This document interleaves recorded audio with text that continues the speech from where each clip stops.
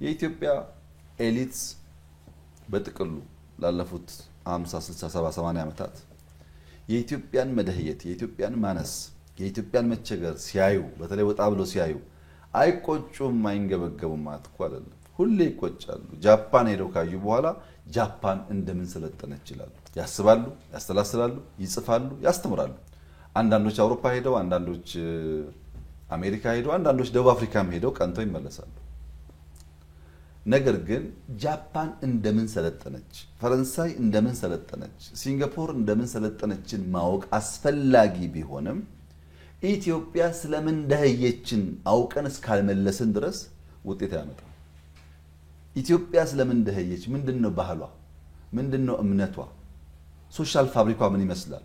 ሶሻል ካፒታሏ ምን ይመስላል ማህበራዊ መስተጋብሮቿ ለልማት አስቻይ ናቸው ወይስ ጎጂ ናቸው ሚለውን በጥልቀት ማወቅ መመርመር ይፈልጋል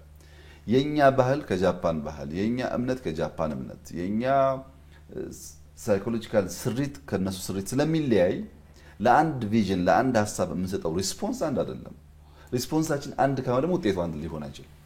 ጃፓንም ትሁን እንግሊዝ እንደምን ሰለጠነችን የኢትዮጵያ ምሁራን ሳይጠይቁ ቀርተው አያውቁም ክፍተት የነበረው እና እኛ ለንሞላ የሞከርነው ኢትዮጵያ ስለምን ደህየች